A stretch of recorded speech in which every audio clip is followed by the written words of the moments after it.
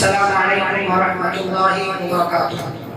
بسم اللہ والصلاة والسلام علی رسول اللہ نبینا محمد وعلی آلہ واصحابہ ومن والاه واشهد ان لا اله الا الله واشهد ان محمدا رسول الله اما بعد اعوذ باللہ من الشیطان الرجیم بسم اللہ الرحمن الرحیم ان الذين كفروا وماتوا وهم كفار فلن يقبل من احدهم ملء الارض ذهبا ولو افتدى به أولئك لهم عذاب أليم وما لهم من ناصرين رب اشرح لي صدري ويسر لي أمري واحلل عقدة من لساني يفقهوا قولي سبحانك لا علم لنا إلا ما علمتنا إنك أنت العليم الحكيم رب زدني علما اللهم صل على محمد وعلى آل محمد كما صليت على إبراهيم وعلى آل إبراهيم إنك حميد مجيد اللهم بارك على محمد وعلى آل محمد كما باركت على إبراهيم وعلى آل إبراهيم إنك حميد مجيد۔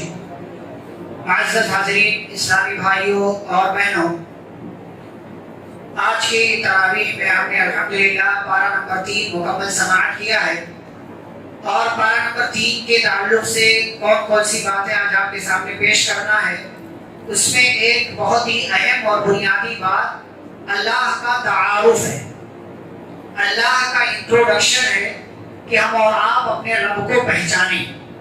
بندہ جب اپنے رب کو نہیں پہچانتا ہے تو رب کے ساتھ شرک کرتا ہے، کفر کرتا ہے، رب کو چھوڑ کر کے کسی اور کی عبادت کرتا ہے۔ تو آج کے اس تیسرے پارے کے حوالے سے جو بنیادی ٹاپک ہوگا وہ ہے اللہ کا تعارف، اور بھی چند باتیں ہم آپ کے سامنے رکھیں گے۔ اللہ کا تعارف شروع ہوتا ہے پارہ نمبر 3 جب آپ پڑھتے ہیں تو 2 آیتوں کے بعد آپ کو ایک آیت ملتی ہے جو قرآن کی سب سے عظیم آیت ہے، اور وہ آیت کون سی ہے؟ آیت الکرسی۔ وہ آیت الکرسی ہے جو الحمدللہ تقریباً سبھی کو یاد ہوتی ہے۔ اللہ لا الہ الا هو الحی القیوم لا تأخذه سنة ولا نوم له ما في السماوات وما في الأرض من ذا الذي يشفع عنده إلا بإذنه يعلم ما بين أيديهم وما خلفهم ولا يحيطون بشيء من علمه إلا بما شاء وسع كرسيه السماوات والأرض ولا يؤوده حفظهما وهو العلي العظيم۔ یہ آیت الکرسی ہے، قرآن کی سب سے عظیم آیت ہے، سب سے عظیم آیت ہے۔ اس کے اندر اللہ کا تعارف ہے، اللہ کون ہے، کیا کر سکتا ہے، کیا کرتا ہے، اس کی ذات کن کن خوبیوں کی، اچھائیوں کی مالک ہے، وہ ساری باتیں اس کے اندر موجود ہیں۔ دیکھیں، اللہ یہ اس کا نام ہے، سب سے خوبصورت نام رب کا جو ہے وہ اللہ ہے۔ لا الہ الا ہو، اس کے سوا کوئی سچا معبود نہیں، یہ دوسرا تعارف۔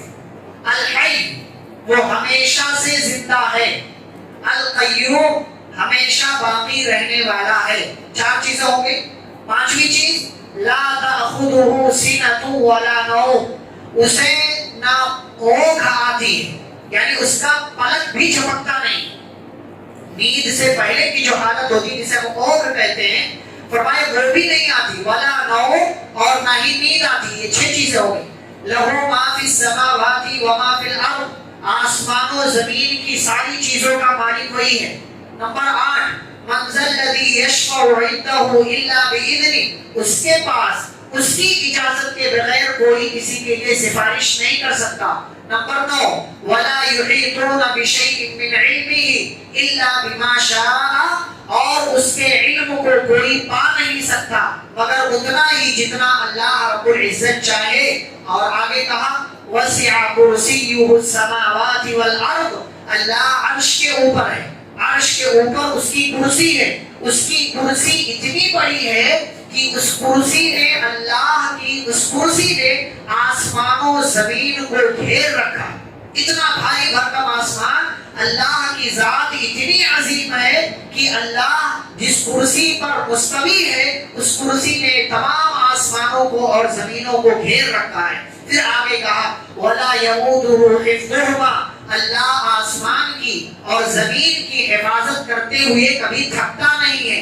وَهُوَ الْعَلِيُّ الْعَظِيمُ، اور اللہ بہت بلند ہے اور بہت بڑا ہے۔ یہ اللہ کا تعارف۔ ہمیں آیت الکرسی یاد ہوتی ہے، لیکن آیت الکرسی میں اللہ کہہ کیا رہا ہے؟ اللہ کا تعارف کیا ہے، ہم اللہ کی کون سی خوبیاں بیان کر رہے ہیں، یہ ساری چیزیں ہمارے دماغ میں نہیں ہوتی ہیں۔ آیت الکرسی کی فضیلت بھی آپ جانتے ہیں، رات کو آپ پڑھ کر کے سو جائیں، اللہ کی طرف سے ایک فرشتہ آپ کی نگرانی کرتا ہے، آپ کے گھر کی حفاظت کرتا ہے، آپ کی ذات کی حفاظت کرتا ہے، آپ کے مال کی حفاظت کرتا ہے۔ اس سے بہتر آپ کو کیا چاہیے؟ یہ خود شیطان کا بتایا ہوا نسخہ ہے۔ شیطان نے خود بتایا کہ آیت الکرسی پڑھ لیا کرو تو شیطان تمہارے قریب نہیں آئے گا، اور پیارے نبی صلی اللہ علیہ وسلم نے کہا شیطان بھی دور چلا جائے گا اور اللہ کی طرف سے ایک فرشتہ مقرر ہو جائے گا۔ یہ پہلی آیت جس کے اندر اللہ کا تعارف۔ دوسری آیت نمبر 258 سورۃ البقرہ کی۔ ابراہیم علیہ السلام کے زمانے میں کون سا ظالم بادشاہ تھا؟ نمرود ظالم بادشاہ تھا۔ وہ اپنے آپ کو رب کہتا تھا۔ اسے جب پتا چلا کہ ہمارے علاقے میں ایک بندہ ہے جو کسی اور کو رب مانتا ہے، اس نے ابراہیم علیہ السلام کو بلایا اور کہا تمہارا رب کون ہے؟ ابراہیم علیہ السلام نے کہا میرا رب وہ ہے جو زندہ کرتا اور مارتا ہے۔ تو اس نے کہا میں بھی زندہ کرتا ہوں مارتا ہوں۔ اور تفاسیر وغیرہ کے اندر روایت ہے کہ اس نے دو لوگوں کو بلایا، قیدیوں کو، ایک کو مار دیا اور ایک کو چھوڑ دیا اور کہا دیکھو میں بھی زندہ کرتا ہوں مارتا ہوں۔ ابراہیم علیہ السلام سمجھ گئے یہ بیوقوف ہے، سمجھ گئے یہ بیوقوف ہے، اس کو دوسرے اینگل سے سمجھانا پڑے گا۔ ابھی تک سیدھا سیدھا سمجھا رہے تھے لیکن اس بیوقوف کو سمجھ میں نہیں آیا۔ وہ اعلان کرتا ہے، یعنی اگر آپ کوئی وہ کام کر لیتے ہیں جو اللہ کرتا ہے تو اس کا مطلب یہ نہیں کہ آپ اللہ ہو گئے، اس کا مطلب یہ نہیں کہ آپ رب ہو گئے۔ رب کے ہاتھ ہیں، آپ کے بھی ہاتھ ہیں، تو کیا مطلب آپ رب ہو گئے؟ رب سنتا ہے، ہم بھی سنتے ہیں، تو کیا آپ رب ہو گئے؟ لیس کمثلہ شیء، اس کے جیسی کوئی چیز نہیں ہے، اس کے جیسی کوئی چیز نہیں۔ وَلِلَّهِ الْمَثَلُ الْأَعْلَى، اللہ کی بڑی بڑی مثال ہے، اس کے جیسی کوئی چیز کائنات کے اندر نہیں ہے۔ تو ابراہیم علیہ السلام سمجھ گئے یہ بیوقوف قسم کا ہے، تو اینگل گھمایا اور اینگل گھما کر عقلی دلیل دی، کہا سنو میرا رب وہ ہے جو سورج کو ایسٹ سے نکالتا پورب سے، فاتی بہا من المغرب۔ اب اگر تم اپنے آپ کو رب کہتے ہو تو سورج کو ویسٹ سے نکال دو، پچھم سے نکال دو۔ فبہت الذی کفر، کافر حیران ہو گیا کہ یہ تو بڑی لمبی چال چل رہے ہیں، یہ کام تو میں کر نہیں سکتا۔ واللہ لا یہدی القوم الظالمین، اللہ کہتے ظالموں کی یہی حالت ہوتی ہے، اللہ ظالموں کو ہدایت نہیں دیا۔ تو یہ رب کا پاور ہے کہ زمین سے کئی لاکھ گنا بڑا جو ہے وہ سورج ہے، اس سورج کو اللہ اپنے حکم کے مطابق جب چاہتا نکالتا ہے، جب چاہتا ہے ڈباتا ہے، اور جب چاہتا اس کی روشنی کو چھین کر سورج گرہن لگا دیا کرتا ہے۔ یہ رب کا پاور ہے، یہ رب کی طاقت۔ ہم نے رب کو نہیں پہچانا، اسی لیے رب کے در کو چھوڑ کر نہ جانے کون کون سے در پر ہم بھٹکتے نظر آتے ہیں۔ رب کو پہچانے یہ رب کا تعارف۔ مزید آگے بڑھیں، تیسری آیت نمبر 259۔ ایک انسان تھے اور مفسرین نے لکھا وہ عزیر علیہ السلام تھے۔ ایک جگہ سے گزر رہے تھے، ایک علاقہ تھا، کھنڈر تھا، آباد نہیں تھا، پوری تمام بستی ویران ہو چکی، اور جو چھپر جو علاقے تھے وہ عہدے میں پڑے ہوئے تھے۔ ان کے دل میں بات آئی، انا یحیی ہذہ اللہ بعد موتہا، یہ سارے تو مر چکے ہیں، کب کا مر چکے ہیں، اللہ ان کو کیسے زندہ کرے گا؟ ان کے دل میں یہ بات آئی، دماغ میں یہ خیال آیا، اور ان کو اسی وقت اللہ نے موت دے دیا، مار دیا۔ فَأَمَاتَهُ اللَّهُ، کتنے سال؟ 100 عام، 100 سال، اور 100 سال کے بعد اللہ نے اسی جگہ پر ان کو زندہ کیا۔ قَالَ كَمْ لَبِثْتَ، کہا بتاؤ کتنے دن یہاں ٹھہرے؟ قَالَ لَبِثْتُ يَوْمًا أَوْ بَعْضَ يَوْمٍ، دیکھا آس پاس ادھر ادھر دیکھا ہوگا، کہا ایک دن، یا لگتا ہے کہ دن کا کچھ حصہ۔ تو اللہ نے کہا بل لبثت 100 عام، کہا 100 سال تم یہاں ٹھہرے ہو۔ فانظر الى طعامك وشرابك لم يتسنى، دیکھو تمہارا کھانا بھی موجود ہے، تمہارا پانی بھی موجود ہے، اس کے اندر سے بدبو نہیں آ رہی۔ 100 سال تک حفاظت کون کر رہا ہے؟ رب کر رہا ہے۔ وانظر الى حمارك ولنجعلك آية للناس، یہ تمہارا گدھا ہے، یہاں پر یہ تمہارا گدھا ہے، یہ سارا کام ہم اس لیے کر رہے ہیں تاکہ لوگوں کو ایک نشانی دکھا سکے کہ کیسے ہم مرے ہوئے ڈھانچے کو گوشت پہناتے ہیں، اور یہ جان لو کہ اللہ ہر چیز پر قادر ہے۔ یہ ایمان ہونا چاہیے کہ اللہ ہر چیز پر قادر ہے اور وہ جو چاہے تو کر سکتا ہے۔ ایک اور آیت اس کے بعد والی، ابراہیم علیہ السلام، آیت نمبر 260۔ ایک مرتبہ ابراہیم علیہ السلام کے دل میں خیال آیا کہ اللہ نے کہا ہے کہ مردوں کو زندہ کرے گا دوبارہ قیامت قائم ہونے کے بعد، تو کیسے زندہ کرے؟ ایمان تو تھا، تو اللہ سے کہا اللہ تو مجھے دکھا دے تو مردوں کو کیسے زندہ کرے؟ تو کہا ابراہیم ایمان نہیں ہے؟ کہا اللہ ایمان تو ہے، وَلَٰكِن لِيَطْمَئِنَّ قَلْبِي، دیکھ لوں گا تو دل مزید اطمینان نہ ہو جائے، اس لیے کہ دیکھنے کے بعد انسان کو زیادہ یقین آتا ہے، تو کہا دیکھ لوں گا تو دل کو مزید اطمینان ہو جائے گا۔ تو اللہ نے کہا 4 پرندے پکڑو، پکڑے 4 پرندے، پھر کیا کہا کہ ان پرندوں کو اچھی طریقے سے دیکھ لو کہ تم نے انہی پرندوں کو پکڑا ہے، مانوس ہو جائے، جیسے ہم گاؤں میں اپنی بکریوں کو اپنے جانوروں کو پہچانتے ہیں نا، ویسے ہی کہا دیکھ لو پہچان لو، اور جب پہچان لو تو ان کو ذبح کرو، بوٹی بوٹی کرو، اور ہر جانور کی ایک ایک بوٹی لے جا کر پہاڑ پر رکھ کر آ جاؤ، اور آنے کے بعد تم مدعوہن، پھر ان کو پکارو، یاتینک سعیا، وہ سارے پرندے جن کی بوٹی ہو چکی ہے وہ تمہارے پاس دوڑتے ہوئے آئیں گے۔ وَاعْلَمْ أَنَّ اللَّهَ عَزِيزٌ حَكِيمٌ، جان لو کہ اللہ غالب ہے، سب سے اوپر ہے، حکیم ہے، حکمت کے ساتھ وہ سارے کام کرتا ہے، اس کے کاموں میں کبھی بھی کوئی عیب نہیں ہوا کرتا۔ بات آگے بڑھتی ہے، اب آیت نمبر 261 سے لے کر کے آیت نمبر 274 تک اللہ نے صدقہ اور خیرات کرنے کا اور حکم دیا، اس کا فائدہ بیان کیا، اور اگر آپ صدقہ اور خیرات کر کے احسان جتلاتے اس کا نقصان بتایا، کس کس کو آپ صدقہ دے سکتے ہیں، وہ ساری باتیں بیان کی۔ بہت اختصار کے ساتھ میں اشارہ کرتا ہوں، اللہ نے کہا آپ 1 روپیہ دیں تو وہ 1 روپیہ آپ کے لیے 700 اور اس سے بھی اوپر جاتا ہے، یہ ایک بات خرچ کرنے کی فضیلت۔ دوسری بات، آپ کسی کی 1 لاکھ روپے کی مدد کر دیں، وہ 1 لاکھ روپے مدد کرنے کے بعد آپ اس کے سامنے احسان جتلا دیں کہ تو وہی ہے نا جس کی میں نے مدد کی تھی، تو آپ کا 1 لاکھ روپیہ بھی گیا اور آپ کو 1 نیکی بھی نہیں ملے گی۔ یا آپ نے احسان تو نہیں جتلایا لیکن کوئی کسی پر آپ نے احسان کیا تھا، اب اس کی وجہ سے آپ تکلیف دے رہے ہیں اس کو، اور وہ بیچارہ چونکہ آپ کا احسان لے رکھا ہے، اس نے آپ سے کچھ کہتا نہیں ہے، تو احسان جتلانے سے بھی صدقہ برباد، اور احسان تو آپ نے نہیں جتلایا لیکن جس پر احسان کیا اس کو تکلیف دی ہے، تو تکلیف اگر آپ نے دے دیا تو تب بھی آپ کا صدقہ برباد ہو گیا۔ صدقے کے تعلق سے تیسری بات کہ آپ جو بھی صدقہ 10 روپیہ ہی دیں لیکن اچھا مال دیں، اچھی نوٹ دیں۔ ہمارے یہاں جو پوری مارکیٹ میں نہیں چلتا وہ مسجد میں چلتا ہے، وہ باکس کھولو، آپ ڈبے کھولو، وہ جھولی کھولو تو اس میں کئی نوٹ پھٹے ہوئے نکلتے ہیں۔ گاؤں میں دیکھو آپ، جس کو آپ پرپوسا بولتے ہو، وہ لا کر کے مسجد کے اندر ڈال کر چلے جاتے ہیں، جس کے اندر آدھا دانا ہوتا ہے آدھا دانا نہیں ہوتا، وہ ایک بوری اٹھایا اور لے جا کر دے دیا، ایسا لگتا ہے کہ اللہ پر احسان کر کے آئے۔ جو مال آپ نہیں لے سکتے وہ مال صدقہ کیسے کر سکتے ہیں آپ؟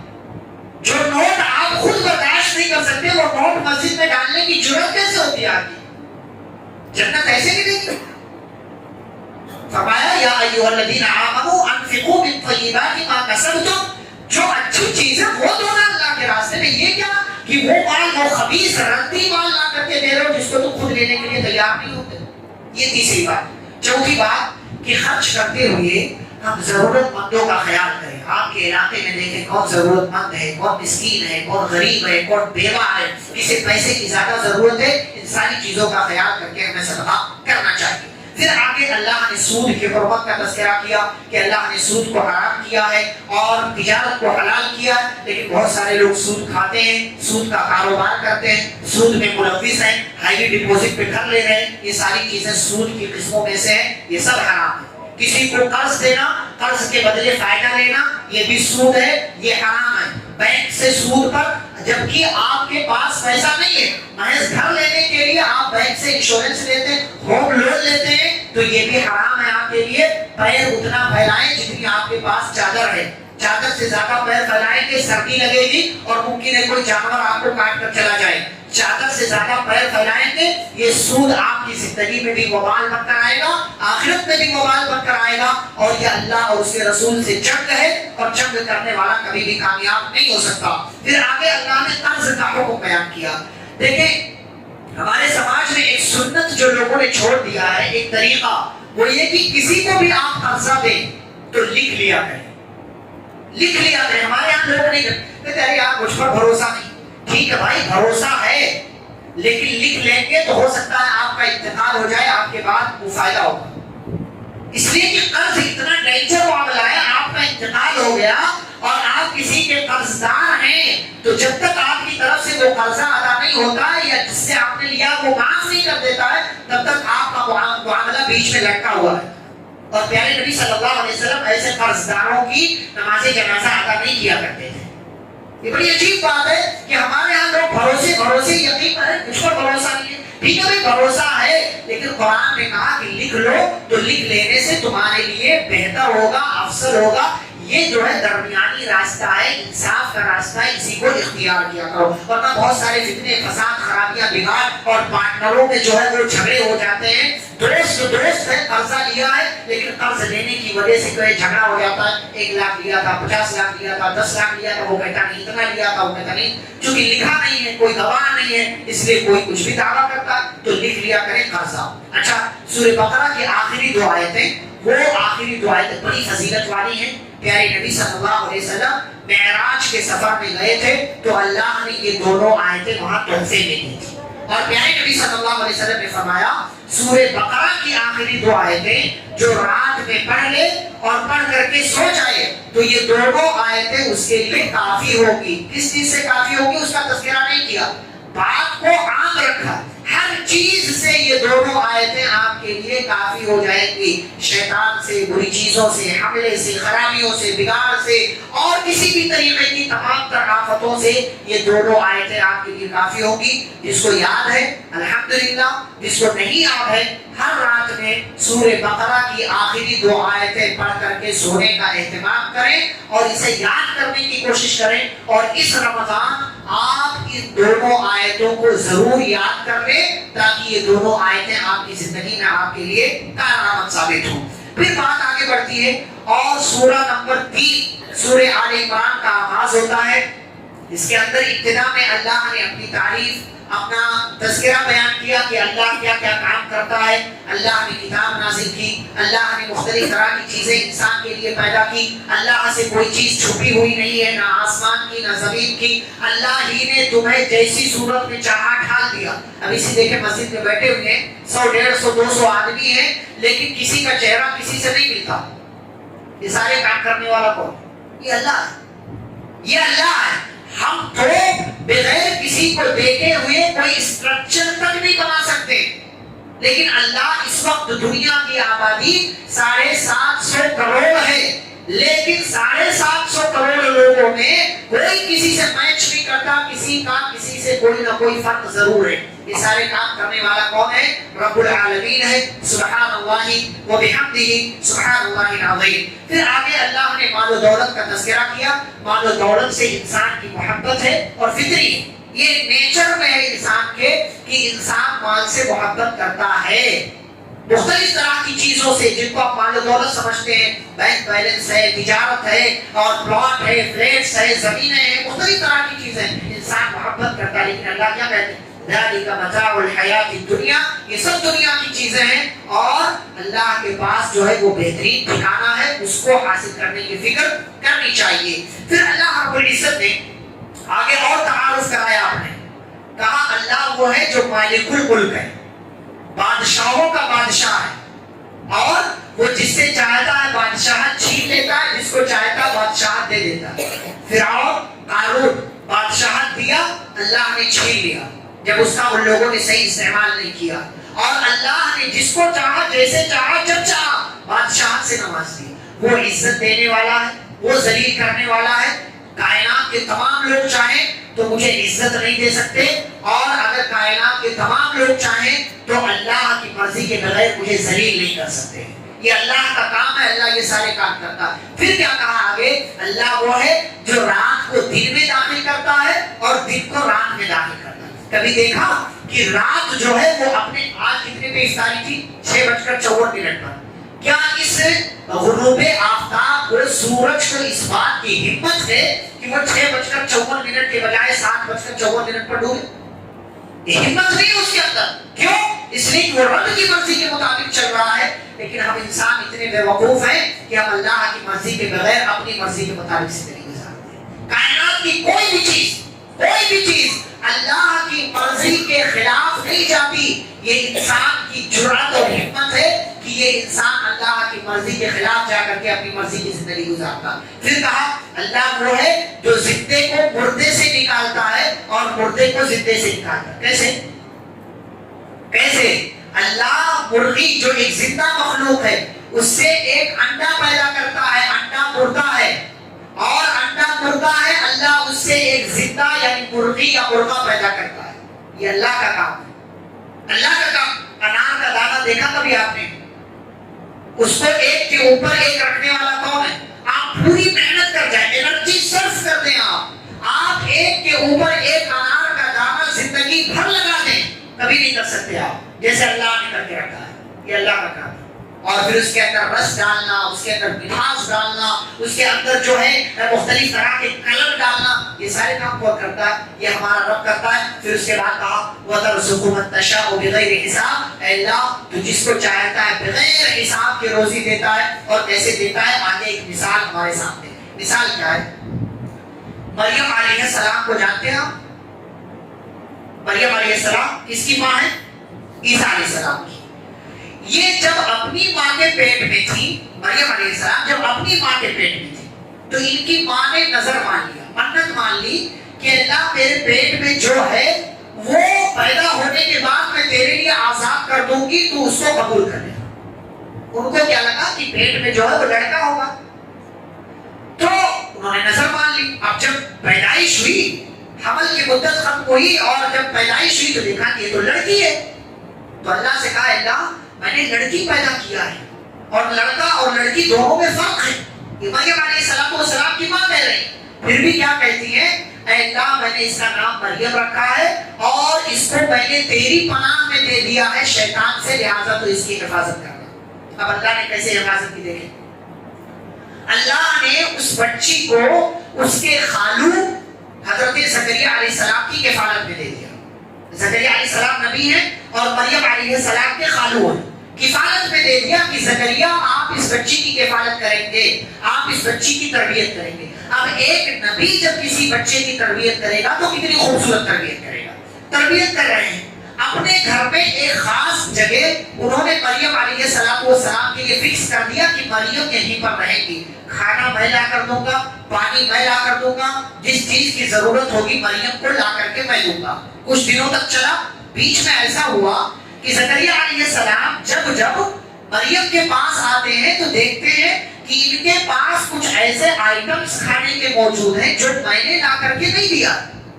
یہ اللہ کی پاور دیکھا کہ میں نے لا کر نہیں دیا. مریم انا لکی ھذا, یہ تمہارے پاس آتا کہاں سے؟ سوال کر بیٹھے ایک دن کہ لانے والا میں, دینے والا میں, یہاں تک پہنچنے والا صرف میں لا کر نہیں دیا تو تمہیں یہ سامان, یہ مال, یہ کھانا کون دے رہا ہے؟ وہ چھوٹی سی ننھی سی بچی کیا جواب دیتی ہے؟ وہ من عند اللہ, یہ اللہ کے پاس سے, یہ اللہ کے پاس سے ہے, بغیر سورس, بغیر ذریعے, بغیر کسی سبب کے. اللہ رب العزت آپ کی چاہے تو مدد کر سکتا ہے. اس رب کو ہمیشہ یاد رکھیں. اچھا یہ بات ہوئی, ابھی تک زکریا علیہ السلام کے ہاں اولاد نہیں تھی. جب اتنا بڑا کارنامہ دیکھا کہ اللہ بغیر سورس کے مریم کو کھلا پلا رہا ہے, ہنالک دعا زکریا ربہ, اسی جگہ پر اللہ سے دعا کر بیٹھے. اس سے پہلے بھی دعا کر رہے تھے لیکن اللہ کا ایک معجزہ دیکھا تو اللہ سے دعا کر بیٹھے, رب ہب لی من لدنک ذریۃ طیبہ, کہ اللہ میں بے اولاد ہوں, مجھے ایک نیک اور صالح اولاد عطا فرما. انک سمیع الدعاء, بے شک تو دعاؤں کا سننے والا ہے.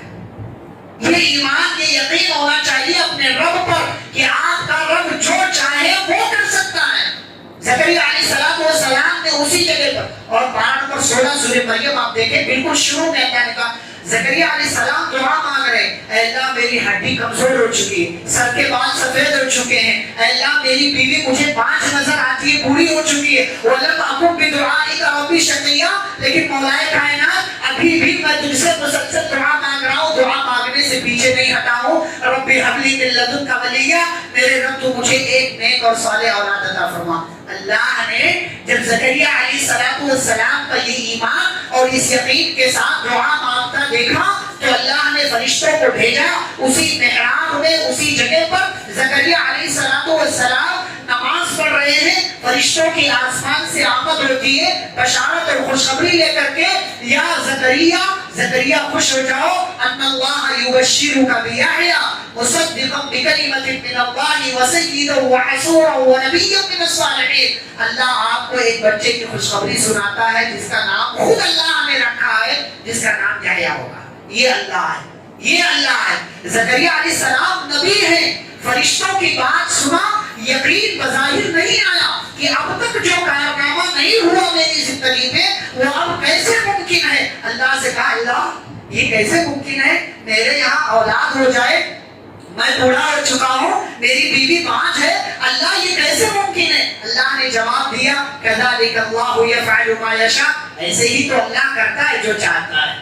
زکریا علیہ السلام نے کہا اللہ پھر بھی ایک گزارش کرتا ہوں، رب اجعلنی آیا، ایک نشانی تو بتا دے تاکہ جب میری بیوی حمل سے ہو تو کوئی نشانی نظر آ جائے تاکہ مجھے یقین ہو اور میں اس خبر کو قبول کر سکوں۔ تو اللہ نے کہا زکریا جب یہ خوشخبری مکمل ہوگی تو آپ کی زبان 3 دن کے لیے بند ہو جائے گی، صرف آپ اشارے سے بات کر سکیں گے، زبان سے اپنی بات نہیں کر سکیں گے۔ اور جب یہ معاملہ آپ اپنی زندگی میں دیکھ لیں، وَاذْكُرْ رَبَّكَ كَثِيرًا وَسَبِّحْ بِالْعَشِيِّ وَالْإِبْكَارِ، تو آپ صبح شام اپنے رب کا ذکر کریں، اپنے رب کی تسبیح بڑائی اور بزرگی بیان کریں۔ یہ اللہ کی قدرت ہے، یہ اللہ کا کارنامہ۔